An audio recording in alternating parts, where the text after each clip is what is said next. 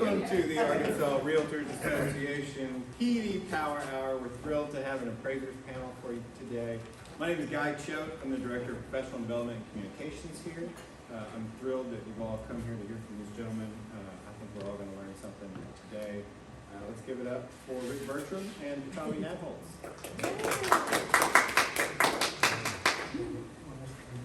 Yeah, please. All right. Please. Y'all must not have appraised well, because that wasn't much of a clap. Here you go. Right now. Your favorites right now. We'll probably Today. know on the last appraisal, right? Yeah, that's right. Well, it is a pleasure to be here. I'm really happy to be here with Rick, and you really do have it all here. I don't want to come in, but you got hair, you got no hair, you got youth, you got age. Lots of experience. There you go. So, we don't really have a set topic, so we're going to do a lot of questions, hopefully, whatever y'all want to talk about. I know Rick's always got a good hot take for you, and we are going to go through a little bit here with some changes that are coming in the industry. Y'all might be aware of some of these, but they're coming in the appraisal and mortgage industry, and they will have some effect on you guys, especially in the short term. But also there's some things that we hope y'all can help with in terms of making it easier, both on yourselves and on us as we come into it. So I'll go through it pretty quick, so we have plenty of time for questions, and I'll just jump in, and Rick will jump in. But, so the appraisal forms and the way appraisals have been done or reported hasn't changed in what, 20 years, 15 years? Long time, yeah. Long time. And that's all coming to an end now. So Fannie Mae, like the GSEs have come out with a new format. And it's not really, I don't want to use the term form because it's no longer a form. It's a kind of a dynamic software that kind of opens up as we go through. And it's going to change the way it looks. So the reports that you read will be completely different looking than what you see now. Such great. Exciting. Like I said, it's just a change in format, and it'll be interesting. It actually started back last fall. It's not really here yet in real terms. I mean, it is live. There have been like 60 or 100 or something appraisals nationwide done in this format. Our software, the software that appraisers use, there's a few that are working, but they don't have a lot of the bells and whistles. So it's live now. I don't know. I don't personally. Have you had any requests for that? I have intentionally avoided using it. I'm in denial. So I don't know anybody in Arkansas who's had a request to do one in this format yet, but it is mandatory by it's be on Fannie and Freddie Mac appraisals, and I think FHA and them will follow suit. But it's mandatory on those by November 1st or 2nd, I think, and which means that the lenders will probably have to start ordering them sometime in September to get it through the process and submitted by then. So anyway, I think a little later this summer, first part, middle summer, late summer, is where it's going to kind of line up. But what doesn't change, the way we do the way we come up with values, all that, none of that changes. It's still the same methodology and the same adjustment, support adjustments, all that kind of stuff. None of that changes. It's simply the reporting format and exactly what we're having to collect on site and what we're having to report in the reports. So sloppy neighbors still matter. Your words, not ours. Yeah. So there are like 100 to 150 new data points potentially that we have to collect on inspections now versus what we did before. So inspections are definitely going to take longer on these stop assignments. We'll get into a little bit about what that entails, but it can be more granular than what we did before. So they're going to take longer. What we'll get to is a lot of the stuff that's in the MLS will be really important for saving us time and saving you off and getting a ton of phone costs and stuff. We've always reported quality and condition and compared quality and condition. Right? So that's just gonna get a lot more detail and more granular as far as, not only are we gonna say it on the overall, but we're gonna say it on the exterior and the interior. We're gonna talk specifically a lot more about bedrooms and bathrooms, quality and condition, that kind of thing. So it's gonna get, it's just a lot more detail in that regard. As far as the MLS system, what we're doing now and what would be helpful to the appraisers, or what you're gonna be asked for, I think, from a lot of appraisers, is like I said, on kitchens and bathrooms are gonna be, specifics, general stuff. Basically, you know how it's probably been with roofs for you guys, we need specific dates on when the roof is done and whatever. Kind of similar, you know, but a little more detail is what they're gonna require from us, and we get that from them. See, so what's happened is like Fannie and Freddie know that y'all, the public is sick and tired of appraisers just kind of glazing over details and improvements. Whether they matter or not, the public is complaining so much, but well, the appraiser didn't give me any credit for X, Y, and Z. The roof, the kitchen, the bathroom. And what's happened is, I'm like, okay, well, here's your chance. So this is actually not a bad thing for y'all. And it doesn't mean that all of a sudden, because you list this stuff, that you're gonna get all this extra value. It means that it's gonna be acknowledged and analyzed. So you're just gonna put it in there that you did see it, and the appraisal number's gonna stay the same. So here's the thing, and so, good question, good question. It means that, you know, instead of us being very general, they want us to be more specific. And it means they want us to say, okay, does it matter to the market if the roof was replaced recently?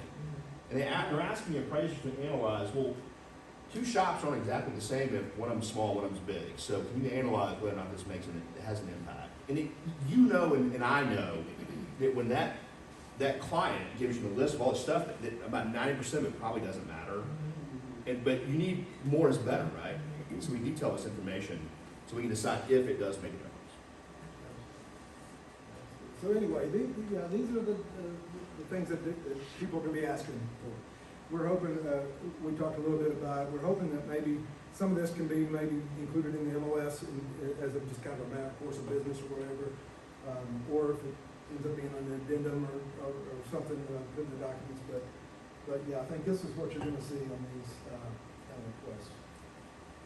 A couple of new things that are may or may not come into play a lot around here, but kind of new sections, I guess. The whole green energy efficiency stuff. I think depending, the client can kind of determine whether some of this is needed or not. So we may not see a lot of it, but these would be things that would be included if this is a section, or if we're dealing with the green energy, you know, area development or a particular home. So the type of things that would be that are going to be asked. You know, as we know, all of the snow and solar panels, if they're leased or financed, they're not getting any value. Even if they're owned outright, they may not be getting any value, but you're going to get asked that, you know, no matter what. So yeah, if it gets to, you know, if you're dealing with a green energy type home or something, then that's the type of information that, you know, they'll be looking for. Again, they're just asking us for more information. So both positive and negative, you know, and Rick said, just because we have information that there was a water leak and there's a stain on the ceiling, it's been fixed and whatever, doesn't, not something that's gonna kill your values or whatever, but there are things that they're asking us to document. So do you think, in that vein, do you think underwriters are gonna see things like that and they're gonna be more prone to call that out and say, prove that that was fixed when they see that? Or do you think they're just gonna kind of blow by, oh, those are good pictures, good information? I think if it's and then go on? documented, I mean, it'll depend on the underwriter, obviously, some of them will be a little picky, but I think, I mean, those are things, I mean, we would report now anyway, most of the time, hey, there's a stain on ours or whatever, so it's not just a ton different in that regard. But I think the key is, if there is a stain on the ceiling, and instead of us saying, oh, is this roof leaking, you know, we need to ask for a roof certification. It's like, oh, okay, here's what happened, they had this, the roof was fixed, and here's something from the roofer saying. Okay, my first hot take, this is, not so controversial, but this is really not any different the way we've been doing it. We're supposed to have been doing it, they're just holding our feet to the fire now. The truth is, and I can say this, is that I know Tommy does this, we've always been doing this. Like, we notice the stain on the roof, like, hey, what's going on here? Can you explain this? There's a lot of people in the business who've been glossing over that stuff.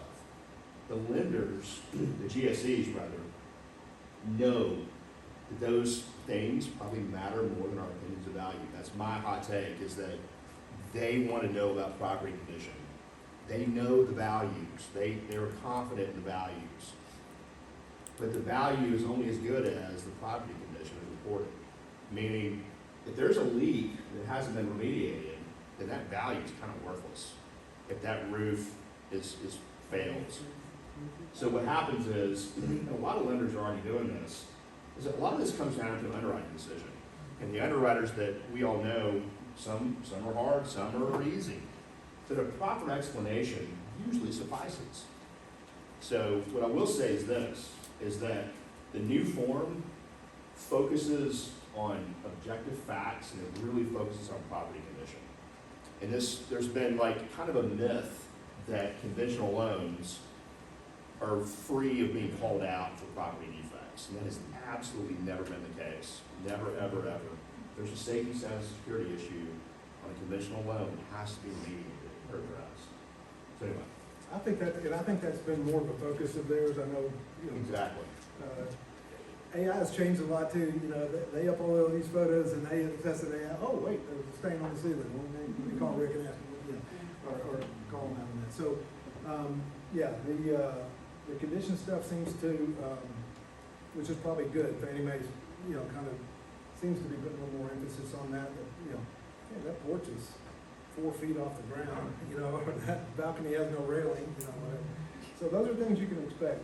Yeah, the idea that conventional doesn't require anything. It's fine, Yeah, we're just yeah, gonna put one on there. It's fine. Put a robe up there. Is Yeah. it? Put that. Quit being so serious. Gen X Asians are like, Oh, don't yeah. worry about it. Yeah, roasting yard on it. Sorry. So we talked about time frame. This is, and Rick, we haven't really talked about, but my thinking is, if they're gonna have to all start ordering in September, I don't think we'll see a ton of it until maybe June, or probably more like July would be my guess. And, but I think that time frame, August, September, I think that it has the potential to be a real mess, especially if like rates were to drop, we have refinances going on and stuff too. I think there could be some really long delays and some time, because there's not all appraisers are gonna do these. Okay, we're all pressed now. We're gonna be ready. You're right. So, but I'd plan ahead on that, as you start seeing this come through, know that the inspections are gonna take longer, the turn times initially are gonna be long. So I don't wanna paint it all a horrible deal. I do think that in time, that the turn times will be back, maybe even better. And I think the underwriting time will be quicker, because these are all now formatted in the same way. So the Rick's reports are gonna look just like mine in terms of the order of things, the comments on outdoor, all this kind of stuff that used to be buried in the reports, and that'll be the same. So they're gonna go through underwriting much quicker, I think, than they are now. There is another silver lining, and we're moving towards a world where there are fewer, like, traditional site appraisals. We're moving that direction. We're doing fewer appraisals. So Fannie Mae and Freddie Mac have generally been kind of gradually loosening the requirements for a full on-site appraisal. So you probably will see fewer appraisals. So that's the good news. So, which means that they know the faster they can close a loan, the more money everybody makes. That is coming. So it's really LTV dependent, it's lender dependent, a lot of other risk factors they're analyzing. So that is the silver lining. And once we all get used to this, we'll be cranking them out. We'll be back to our usual 2-week turnaround time. And they've done, 2 weeks. they've done away with some requirements that do take us a lot of time, like comp photos and some stuff like that. So with this new form, and certification that we don't have to do. There's a few things that are gonna help. So, yeah, I don't want it to sound all bad. It's gonna eventually be really good. Change is just hard. Change is just hard. It is, it is. Do you foresee the cost of appraisals going up since they're more time intensive? Absolutely. That's a yes. hoping. That would be a yes, when you said maybe. Yeah. Yeah. Here's- Is that a trust here's- violation or y'all? No, we can't talk about fees. That's right, there's no fees. Here's my other hot take. There's been downward pressure on our fees since the day I started my career 20 years ago. Yes. Oh, same, yeah. We feel it, y'all feel it. Yeah.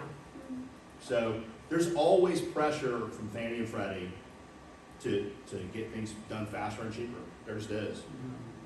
I do, directly, in my personal opinion, I do think fees will go up on these. I mean, just, there's just more time and detail into them, but we'll see. I don't know, the market will determine that. So, anyway, as far as things y'all can do. Good response.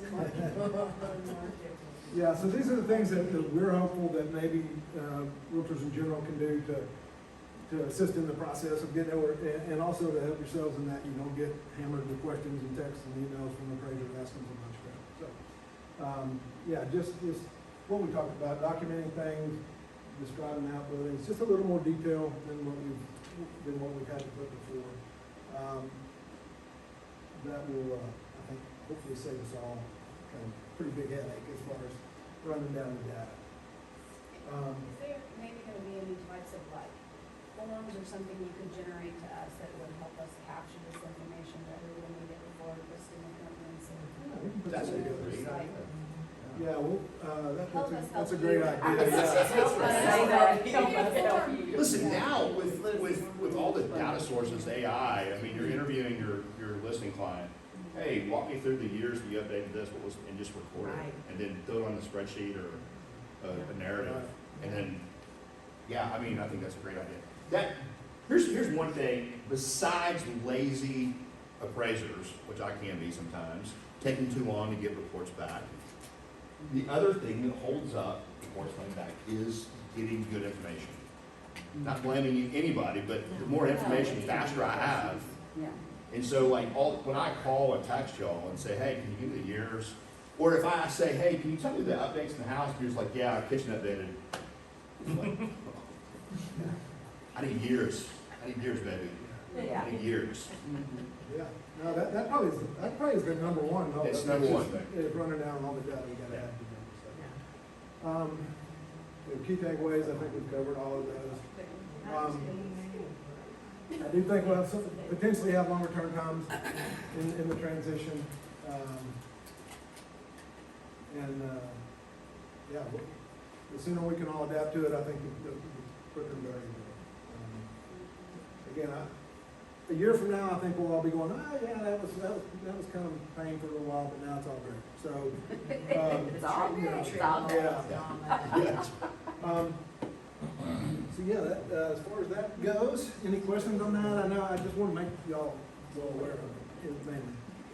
So, for instance, you know, the stain on the ceiling, is that something you guys are gonna take pictures of, or do we take pictures of that and, you know, to help you guys out, will we take a picture of that and possibly get a moisture reading and say, you know, this was from 3 years ago when the roof was replaced and my settlers were too lazy to paint the ceiling, kind of type thing, or? Oh, get us You a know, like them. Get a spray ball of Listen, gills. I'm gonna tell you the truth. When I go to a property and there's stains in the ceiling, and that's the easiest fix. Yeah. That's the only example. Yeah. And a coat of Keels. Color Oh, spray yeah. that kills it. And so I They sell think getting it. in front of these things and like saying, go ahead and, hey, there's a stain in this, let's just address this now with paint and cover it up. And that way, because it was, but yeah, to your point, I'm gonna take a photo of that and say, and we get to use all kinds of tools as appraisers to get around these issues that we're not uncertain about. They're called hypothetical conditions and they're called extraordinary assumptions. And there's areas we're not experts in. I get to throw them out whenever I want to. Yeah.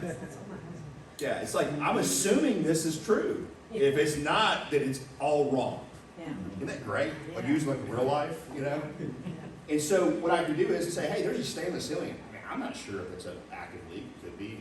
So I'm gonna make the extraordinary assumption, but now you're in a situation where you have to get a roof inspection. And now you have to document why to the lender there's a stain on the ceiling, when it's probably benign. Yeah, I think that's a great point, getting out in front of some of those things. Yeah. You know, whether it be just, you know, and even just in general, if there's a little rotten wood or something, you know, there's so many little things that we see, and if it's an FHA or VA or something, it's like, yeah, I gotta require this to be repaired, because they make us, and it's gonna cost them less to repair it than it is for me to come back out and say it's been repaired. So a lot of that stuff, same with like, what we're talking about with the thing, I think getting out in front of them would be the best. So, to answer your question, it'd be great if we acknowledged it and had it done. We're gonna take a picture of it, you know, one way. I have two questions. First one, that comment about how do we make that list for you. It would be nice if we had an appraiser on in the list board that can add that to our comments. I'll ask if there is one. I think we have one right over here. I don't know. Yeah. He's been real lazy. Yeah. He's been doing appraisals. He's been calling agents. He might asking not for the sign it up details. again, though. If he was wasn't so busy calling Susan about it. I think it's a great idea. Second question is about new construction. So are you seeing a lot of builders add refrigerator, washer, dryer, vents, to make their price per square foot go up? Say that one more time now? Like, are you seeing new construction, are builders adding vents, washer, dryer to make the price per square foot go up in a certain subdivision? Yeah, I mean, I see it, you know, a lot of the newer stuff, you know, they throw in the washer and dryer, which I don't consider, I consider that more personal property anyway. You know, yeah, so I don't know if they're doing it to get the price per foot up, or if, you know, whatever, but a lot of those things don't have a serious impact on the appraisal, you know, some of that. Okay, a fence would, but not a washer and dryer. Right, Okay. potentially. Potentially. I mean, if we, most of the time, I can't tell you that fence, if you go out and try to extract it out of the market and really be able to show somebody that this fence, especially on old, you know, existing property, I rarely adjust for fence versus no fence. There's some people who adjust every single time, you know, and I get that. When all the houses have fences, obviously there's no adjustment. Okay. But like. What if it's a brand new gnarly fence? Gnarly Yeah. cedar, yeah. 15 dollars. Yeah. 15 Yeah, I'll give you $500. So there's a concept in appraisal, when you figure this concept out, you'll figure it all out. This is like, the underlying concept is called contributory value. It is the foundation of all the adjustments and stuff that we make. It's the foundation of everything. And what contributory value is like, what does the market, how does the market react to a fence? What is a contributory value? Does the market say it's worth 1% more than a house that doesn't have a fence? Is it worth $1,000 more? And once you figure this out, like you can figure out like how much the shop's at, how much the pool's at, how much do bathrooms at, how much do three-car garages at. This theory of contributory value is something in the report, in the new reports, that are really going to harp on. Is like, hey, where did you come up with your fence adjustment? And the only answer, the answer that when I was a new appraiser 30 years ago, professional judgment. When you hear an appraisal say professional judgment, they may be full of you know what. When I say it, They don't have any idea. when Rick says professional adjustment, I'm lying to you. And if I go to the board and they say, hey, Mr. Bertram, where did you come up with that fence adjustment? Professional adjustment, they're gonna be like, all right, give me your license. Tommy's like, dang it, I can't say that no more. Here's the thing, professional judgment based on objective data, you know, whatever that may be. Contributory value is taking objective data. There's a bunch of different ways to do it. And, you know, basically what Tommy and I both do to different degrees, we take spreadsheets out of the MLS, we take all these huge sets of data, and we extrapolate from that, we run them through systems that create adjustments for us. And it's very science and math driven. It's never, when you know what you have an appraiser in a jam, it's when they don't have a way to back up their conclusions and their data, their adjustments, whatever the case may be. So to answer that question, when somebody asks me, my mom asks me this every time I'm there, how much did that sunroom add to our value? And I'm like, millions. It's worth millions. To you. To you. You're in your. I said, but in order for me to find out, I have to go into your specific competing market area and see what people are willing to pay extra, if they are, for summer. It moves different. So I know your clients go to you and say, and you know, have that listing where they're like 5 acres and they have this gigantic shop, and y'all call me and say, man, Rick, how much is the shop at? I'm like, I don't know, it depends. It depends. Different on every 200 job. grand to build it. Every Yeah. single- And that's the next thing. That is. Yep. Yep. Yeah, it's different on every job, every assignment, Yeah. every market, you know. It's That's right.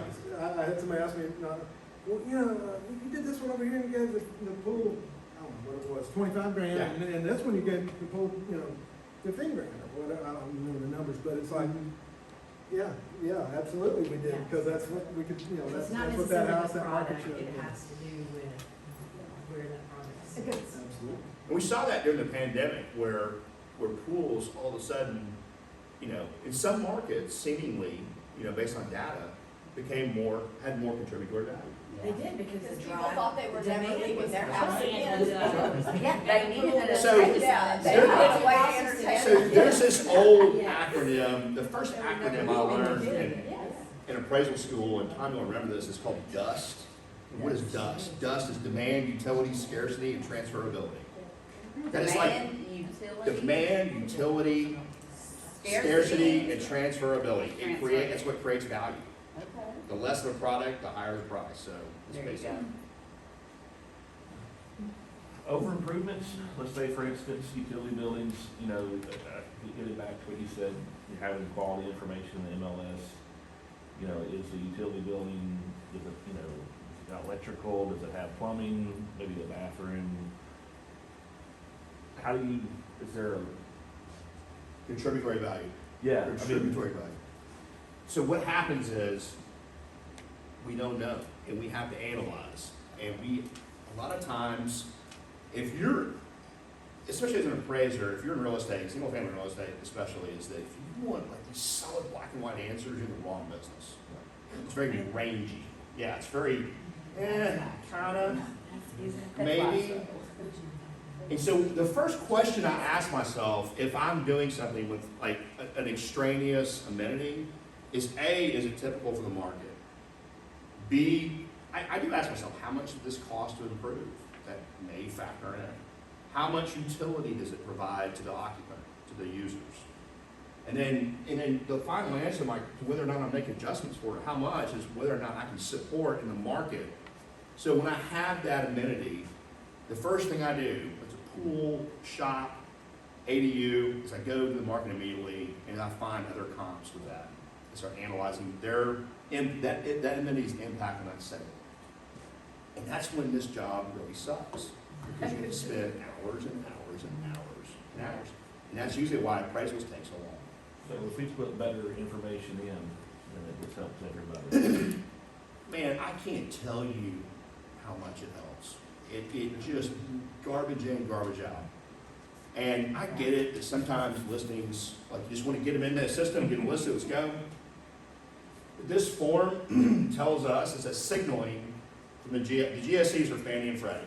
They run all this whole thing, they're in charge.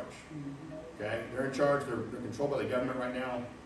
Everything appraisal and finance-wise really starts and ends with them. They influence FHA and VA, even though they're not directly involved.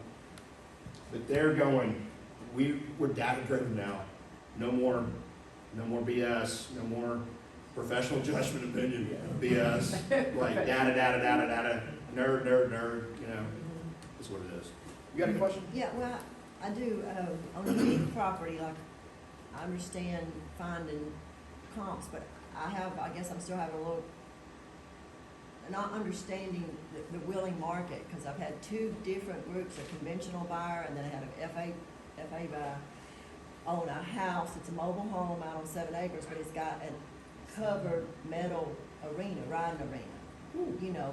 To put that in right now, it's about $200,000, the way it is. It has a small barn, and I've had two, like I said, I had a VA buyer. Of course, I was expecting that appraisal to come back a little low, but they came in close, and then that deal went, we had a conventional buyer. So I'm frustrated with the comment is saying, willing, what the market will bear, because you have willing buyers and you have willing sellers, and multiple willing buyers have made offers closer to where it's listed or where the guy needs to get out, pay it, because they understand you can't put anything like that up for that kind of money. If you're gonna but I do understand that it's unique, but also neither appraiser was willing to go out further, to look at comps, like even in El Paso or so, because there's just not a lot of covered riding arenas in Arkansas, I guess. So that's very frustrating as a realtor, particularly when you have willing buyers and willing sellers on multiple occasions. So I think the market will bear that. And so I don't understand why appraisers are not. If you're doing appraisals for the GSEs, Fannie, Freddie, VA, FHA, or What even FHA, was conventional? The one was conventional. right, they're gonna be really cautious about anything other than owner occupancy or tenant occupancy as a user of the house. So when you start having this blending of like hobby farms, riding arenas, any kind of thing like that, that's when everybody gets cautious. They want you to go It's- commercial.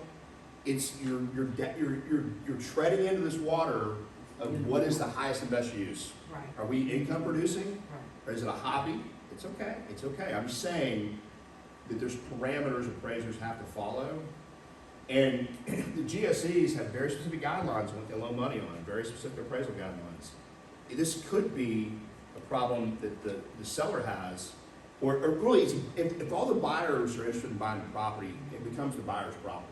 And they need to obtain financing. This is my opinion. Tommy may disagree. Is that there's bank financing, there's private money financing. Fannie Mae and Freddie Mac and FHA and VA aren't always the right fit to collateralize a piece of property. Yeah, and buyers have to remember, appraisals are done, they're not done for the buyers or the sellers or for y'all or whatever. They're done for the lender to make a decision Yes. based on these Their guidelines. client, yeah. And so, the only thing I would piggyback on that is that it's possible that the appraiser just didn't want to do enough work to truly support the adjustment, right? Either one. I mean, I'll just be honest, it's like, it's just easier to say, there's none around, gave it no value. It's super inadequacy, it's overbuilt, whatever. Which may be true, but it also may be that they just didn't want to put in the hours and hours to, try to find all that stuff. I'm not saying that in that case at all, but. I knew it's like the home itself is, I understand more value needs to be on the riding arena, but we just can't seem to get it. But it's frustrating because I've had multiple buyers want it, Yeah, I get that.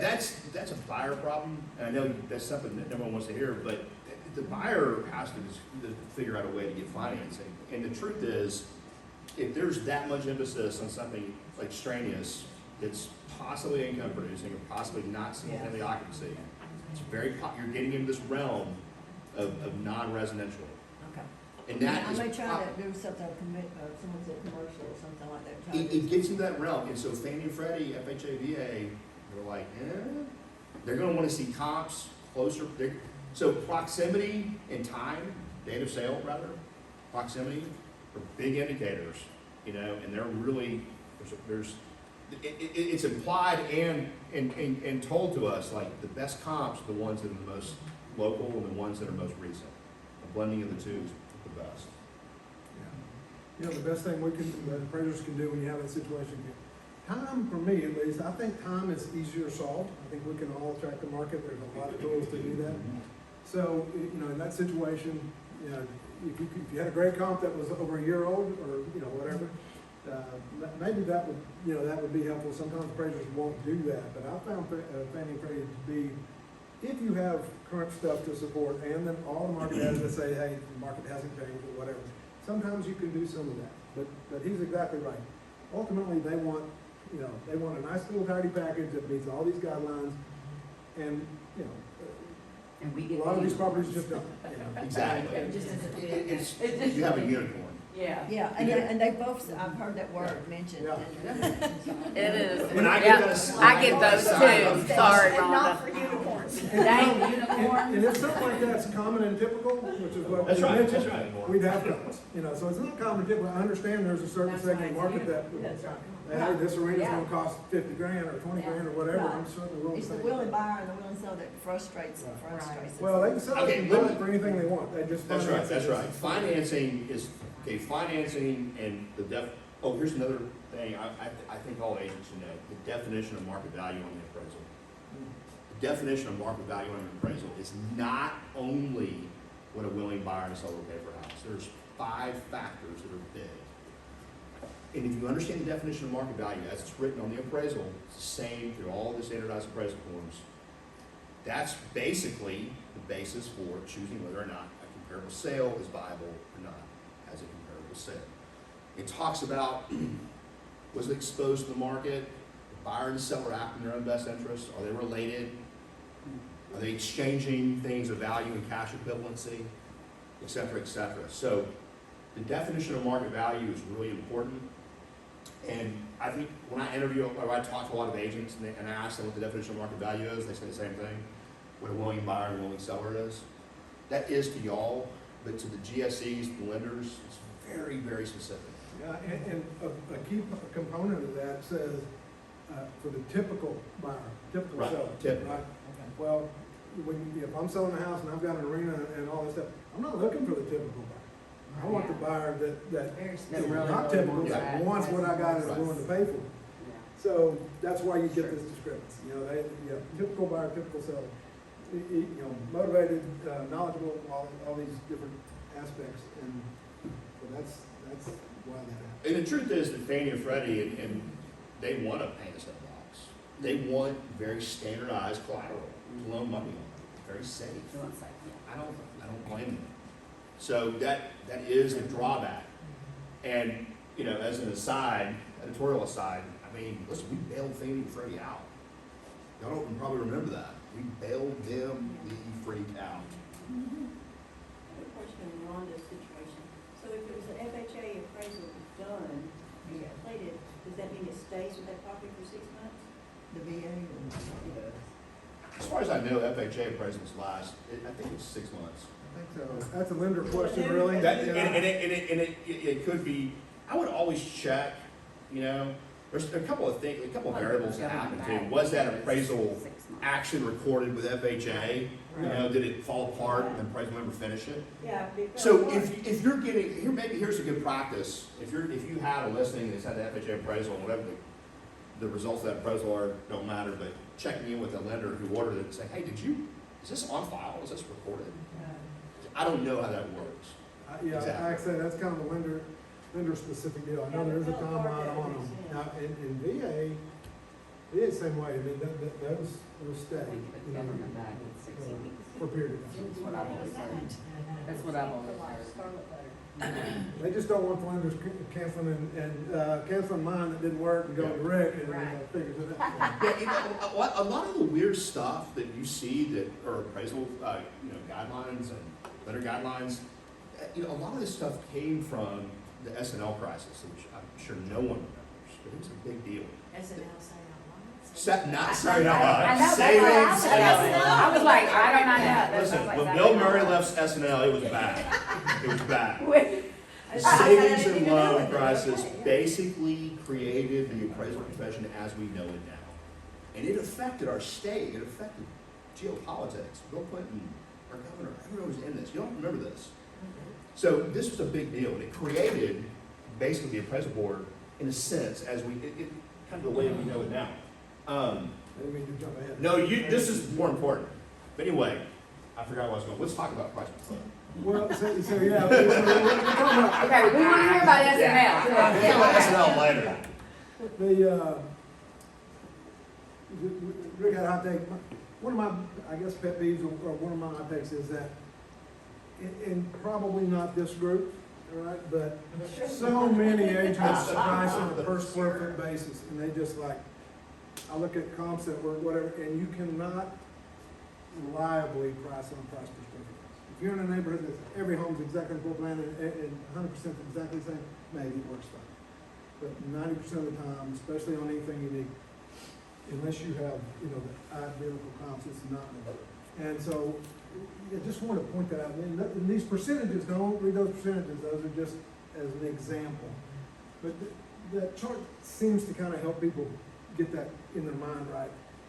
So you cannot take a 2,000 square foot home and compare it to a 4,000 square foot home on a price per foot, right? Because that comp is not gonna adjust, the square footage itself only adds a certain amount, it's only part of the value of that home. You know, the price per foot includes the lot and outbuildings and whatever else is included, and you just cannot use price per foot. And I've had so many agents tell me That's over what the we years. have. That's the data. Okay, you know what? So we talk, Uh-huh. education providers, are you listening? With 12,000 people watching, y'all aren't getting the appropriate training in your education classes about pricing this information right here. You're not. I said it. Oh, God. I said it. Yeah. You know, I know it's more work, it's much easier to do it that way, and I get that completely, and it is hard, I mean, you don't expect you to do an appraisal on it, but essentially you kind of do, you know, you have to try to adjust for the differences. And that's what I tell them, I said, okay, take these comps, and then just, you know, I used to back in the day, we'd print out the MLS, and I'd say, okay, plus this for the garage, minus it, and you kind of at least get in the right ballpark, right? So I just mentioned that to be cautious about that. I can't tell you how many times I said, what comps do y'all use on this? You know, and it'll be a 4,000 square foot house, and they send me comps that are 2,200 feet or whatever, and they're just completely not applicable from the appraisal perspective, or in real life. I'm sorry, does the quality of the materials inside the home matter at all? Do you make adjustments for that at all? Because I do see, I feel like sometimes it's like, I'm gonna be very dramatic here, but it's like, you'll have like this flip house that is done, you know, yeah, it's all brand new, but like, the most basic, like, that's lovely for Micah, and then next door is like Carrera marble, and they had an interior designer come do the whole home, and it's just like a standout, and they're like, oh, but that house sold for, and I'm like, yeah, but your finishings are, they might be new, but are there any small adjustments made for those? So a lot of the form change will account for some of this. Like one of the things, like, we're not talking about the exact, there's a lot of stuff in there, but one of the things like ceiling height, we're measuring ceiling height. No. Ceiling height's a big deal. It What is. did you say? Ceiling height. Oh, Yeah, 8 foot to 10 foot? yeah, that's me. Big deal. yeah. So the question is the answer to your question is, yeah, it should matter. Quality is something that, when Tommy talks about, like, these nerds, that Fanny and Freddie, are getting AI to analyze our photos and decide if we're calling the quality appropriately what it's supposed to be called. Like, they can go behind us now and check. Now, it's hard sometimes to differentiate something that's been painted up and, you know, it's got a nice glow up and then you can't tell. But things like ceiling height, Sure. Because the actual building materials I take bet into it, that's right, and so that's all in the new report. And I'll throw this, don't throw your Coke bottles at me or whatever, I'll say, but we understand that it's y'all's job to sell jobs, right? So when you do an MLS listing, hey, cute dollhouse, been fixed up, everything, it's awesome. So that's what we're looking at as the appraiser, we're looking at that comp. Well, then I call you up and say, yeah, this seems to be kind of, oh, it was a dog, let me tell you. It was just lipstick on a pig, you know. Well, yeah, we can't tell that sometimes, so I know you don't want to put that on the front end. They'll tell you in after the That's appraisal. exactly right. Yeah. We can, Yeah. So we can do that, public remarks, appraisals. My empathy with the agent, and I love knowing all the agents I know, is that I understand that y'all have a job to do, is to get your clients the max amount of money they can possibly get within an ethical parameter. As fast as possible. As fast as possible. So I understand we're reconciling, and Tommy and I, we are the red tape. We hate calling y'all and telling you there's an issue. We hate it too. We hate it. And I know you do. I don't know that you hate it as bad as we do. And I but know it's for a okay. fact that Tommy is exceptionally good at handling those very He professionally. is, the last one I had. Exceptionally. Yes. And it's easy to take bad news when it's delivered politely, It is, it is. with fact and with And he was understanding right. and empathy. He was right. Okay, So I get it. So clarify on what she was talking about, you're gonna make note of that on the appraisals. But where are we hearing that the value is? Is it per appraisers? What we can your own prove, just thing? like we talked. Or is it more, is it gonna be more standardized if the solid surface countertops are gonna be X more than for Mike, or is it just strictly on the appraisal himself, what he wants to put value on? No. Area. It should never be that way. It's back to this concept. I can't say this enough. Contributory value. Understanding this concept is fundamental. Does the market react? Does the market react? If I'm doing appraisals in, Chenal Valley, I'm making this up, does that market react to acrylic countertops versus solid granite? Do they pay more? Can I prove that in the market? Can I prove it with data? And this goes to every single feature, well, almost every single feature of the house.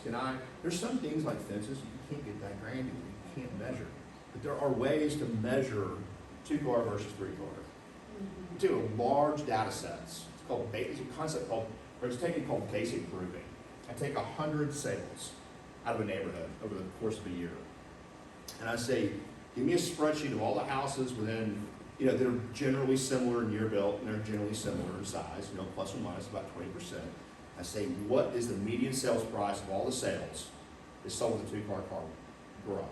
And then I say, what is the same number, what are the number of sales that sold with a 3-car garage? What's the median price, price per foot? Or whatever, median price. You do it 10 different ways.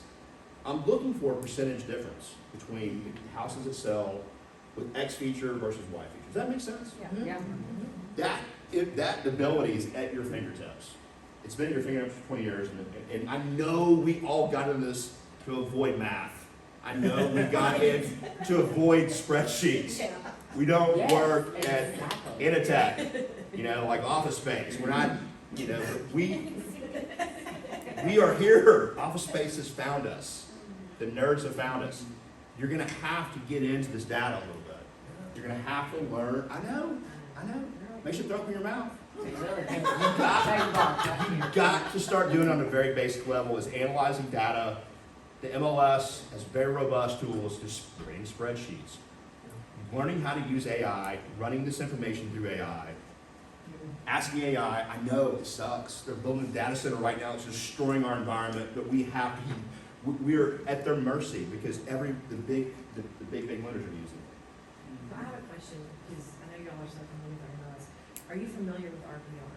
Yes. Okay, are you familiar? No, okay.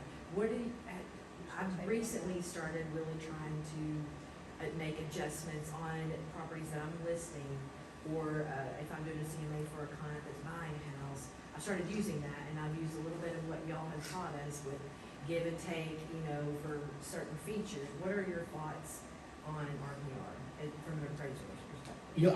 I can't answer that. I don't know the data, how they're curating data and what the source is and what they offer exactly. I use it when I'm traveling around to find comps and stuff. Okay. If I'm not on the MLS, it's quick. Right. But a lot of those systems like Zillow, whether it's RPR, it doesn't really matter. They're all, even the big lenders, are using data that's been stored for years and years and years. And they're taking this data and they're using appraisal techniques basically to create these algorithms that kind of provide a value. Regardless whether it's that or something, does this make sense, right? It's saying Right. I should do this, and does that make sense and make things come closer together, or does it make this one look way more than that one? You know what I'm saying? So Yeah. at some point, even appraisers, we have to have the numbers, but then you also have to step back and look and say, okay, yeah, that makes sense. That's logical, that makes sense, and I have this to support, or that doesn't make any sense at all. I've got to find a different way. But yeah, you could always kind of check it. So anytime I'm using a data source, I'm always verifying that information. That's a requirement as an appraiser. So if I go to the MLS and I use one of your comps, I'm also going to the county records and checking to make sure it flows for that amount. You'd be surprised how sometimes they're different. And I'm usually making a phone call to the buyer or seller's agent and just talking about it. Just talking about it. Hey, what's going on? Yeah. And what I'm looking for is how full of what y'all are talking about. I can see the photos now, and that's helpful. The list of improvements is helpful. But I'm also sometimes, if I spot an anomaly, meaning if I see something that's sold way above market or way below market, like it sticks out as an outlier, I'm definitely calling you and saying, hey, walk me through and what I'm looking for really is I'm trying to verify the conditions that have met the definition of market value. Both parties properly motivated, properly informed. That's what I'm looking for. And so if it was a divorce, estate settlement, short sale, Yeah. that's what I'm looking for. Some really weird things sometimes, you know, oh, Yeah, well, you yeah. know, somebody commits suicide in the house, and that's why we Yeah. couldn't sell it, or Yeah. mother lives next door. Really? And so they were willing to pay a lot more for, you know, for whatever, just those type of, any kind of, well, mother-in-law lives next door, so they. Yeah, that happens all the time. I don't recommend that. Do you think that we're gonna get far enough ahead of like the COVID bubble where there'll be enough data built to just like take that and send it off into like a anomaly of a, you know, cause that was just so rare. I mean, like, those numbers and what people were buying and selling homes for is just You such mean like- it's almost like just take it as like, I'm not a mathematician at all, but like take it as a data set and it will like not really play into everything. It'll just be kind of set apart because it does skew, I mean, and people still try, I mean, Well, what what's is- in the house right now, they're like, well, we bought it for such and such, and then I'm like, getting into it and finding out that they paid way over appraised value, you know, then they divulge, and I'm like, oh, sorry, you did that, you That's know, right. but, you know, so it's like, it's becoming, and I've really had to explain, like, nicely, that was dumb that you did that, I'm sorry, Well- you know. I like the way you're honest. That's Yeah. good. I'm so Yeah, I'm sorry, glad, but yeah. that was. So We were all on that was a track. cataclysmic Yeah. event that we none of us saw coming. And these major events that happened, September 11th was like that. The market disintegrated after that. So I became an appraiser after that, and there was nothing going on. These things are going to happen. I mean, look at the course of history, like over 500 years, these things happen pretty routinely. And real estate markets are probably, when COVID was going down, I was flipping out, man. I thought it was all going to implode, right? I was like, I'm good. My life is good. You know, making money, consistent. And I thought, I'm not going to have any work for a year. Well, it was the opposite. So anyway, 2 years yeah, ago, we're so done in careful 2 what you months. pray for, right? That's exactly right. Is that the, so Tommy and I have a little bit of job security in the sense that we kind of live to this, is that appraisers curate data. So like these Zillows and the RPRs and all the things, they still need a human touch. And like the smell test, you know, Tommy talks about, does this make, I say that in my city. that's right, that's right. And so does it make sense logically? Because that data, a lot of money has been loaned on those estimates and those we call them AVMs, automated valuation models, that have been foreclosed on, and they've regretted doing that. Yeah. When I talk about less appraisals, the least riskier buyers with the lower LTVs will have fewer appraisals. They don't need appraisals to guarantee or to guarantee the collateral. The higher the LTV, the more likely it is to have an appraisal. So, real Wait, estate, say that again, the higher the LTV. typically speaking, lender to lender, typically speaking, the higher the LTV goes, the more likely it is to have an appraisal. Typically, It's the quality, yeah. Okay. Yeah, same thing with the buyer's risk credit, management. could deal with that, I mean, that whole package, though, they're looking at less risky, basically, so we're not gonna require it. but we have, Tommy and I have a little bit of job security knowing that people still need to go in these houses and see what's going on. And to answer your question, I don't know how long it'll take for that to go through from the appraisal perspective, we're not going back that far now, like for like sales. But I understand that the people are still there, and they still have that interest rate, you know, of 2.8 or whatever. Way They're back. just not willing to turn loose of that, and prices are so, those type of things, I don't know the answers, but I do know that it doesn't, for the most part, when you say now, we're far enough past that, we're using data from the last, you know. Yeah, time is the great healer of year or real two. estate mistakes. Yeah. Time is your ally. Yeah, and then, after the recession, the bottom dropped out, and the prices were so low, and they've recovered since then, but. Do you have a question? Yeah, I have a couple, that's okay. Yeah, sure. I struggle with trying to figure a price, the difference in ages, the ages of the comps, or the square footage.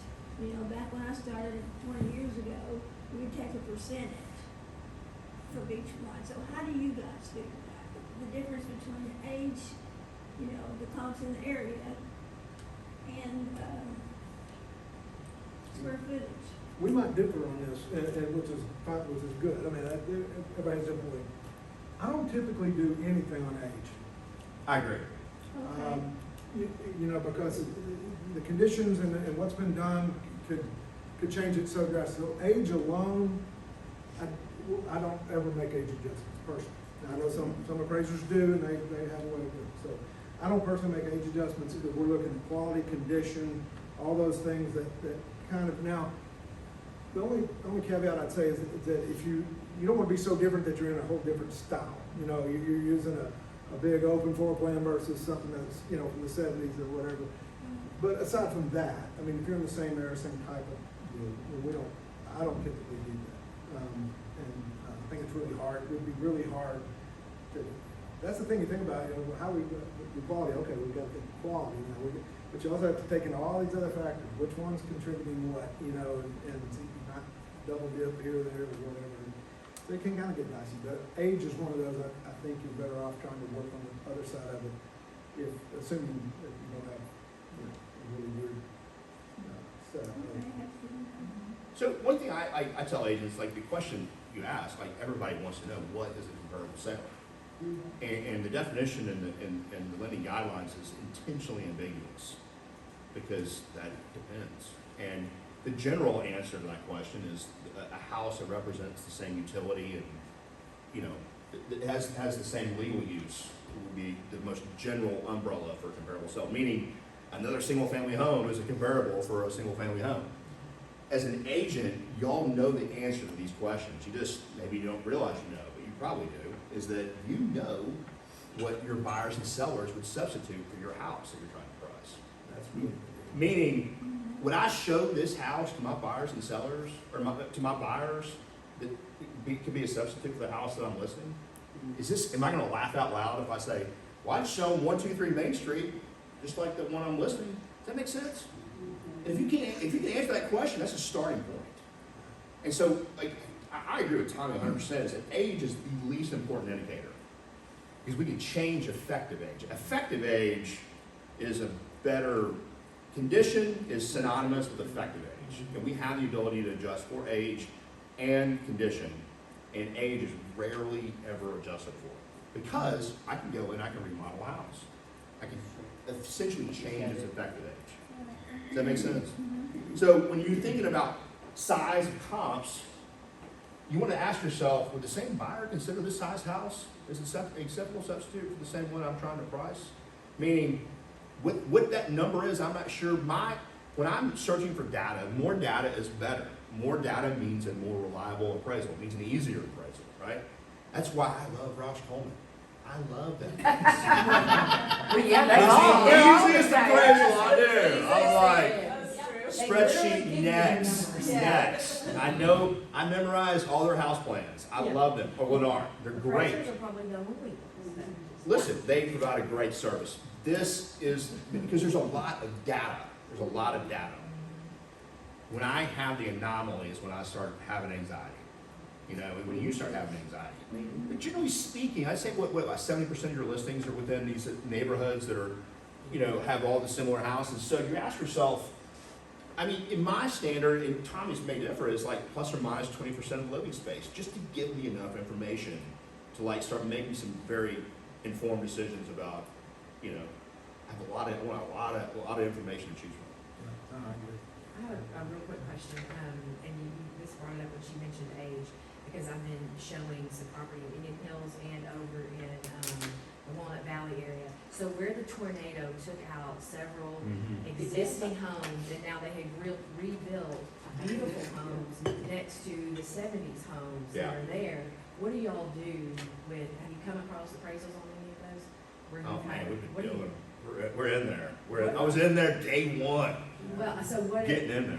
what does that look like from an appraisal perspective? Did y'all do any of that up in Palmer County? No, we've done a few of Guys, you down these. We did back, you know, in the day when we had those two. Yeah, We had Bologna. a lot Oh, of yeah. that. Wasn't as drastic because a lot of those areas weren't as old. Bologna was Right. still newer, yeah. Right, yeah. But, yeah, so it was tough on the front end. You can probably. The first couple are the hardest, but here's what I do. When I have something like that, I'm gonna analyze all factors of the market, meaning I'm gonna say, okay, does first of all, how many other new construction sales do I have? And I'm gonna start there. When we talked about this, like, I'm gonna blend comparable sales. And a report like that, the more complex it gets, typically the more comparable sales will be in the report. I go from, every appraisal has to have 3 comparable sales, has to. After that, it's up to the appraiser to decide, and I can have a report with like 9 comparables. I'm trying to illustrate to the client, there's enough information to draw reasonable, credible conclusions. And what usually happens is I blend sales, I blend comparable sales. So I take some, I want proximity, I like proximity. Proximity is a good indicator of value. And I like time, like date of sale. So I may take some sales, it's possible I could take some remodeled homes in those neighborhoods. It's possible. And When you're talking landlocked, you know, it's tough. subdivisions that have It's been tough. there for There's- 40, 50 years. That's right, and there's a lot of There's methodologies. a lot new outside of The, that. the standard of proof is on, the burden of proof is on the appraiser to support their conclusions. So really, it's appraiser to appraiser. So I have to go and be able to reliably defend my report. My standard, and I'm sure it's Tommy's too, is that I have to be able to defend this to the appraisal board. That's the standard. I don't have to defend it to an agent or my peers, it's the appraisal board, and basically a jury of my peers, like a civil litigation comes up, can I defend this in court? And so could I defend it? And what I would do is I would blend comparable sales. I would go out for new construction, I would stay in for maybe existing construction that's been remodeled, I would differentiate, those reports were so incredibly hard when they first came up. Yeah. Once you had a couple of them that Yeah, had yeah. been redone and sold, then you were off and running. We did some of the first ones, proposed plans and specs, and I thought, it took me hours and hours and So hours. you know, that blending brings up a good point and something that I do a lot, I'm sure, Rick knows. But when you have a weird property, right, that's what we do. I try to surround it. I gotta surround it. I try to get something that's bigger, something smaller, something that's That's right. got it, whatever. And then you start, and that helps us with our adjustments, because we start saying, okay, well, I'm gonna adjust for this and adjust for this on this one, and hopefully, usually, you can start seeing that it comes towards something that makes sense. Yeah. And that's part of making Yeah. sense.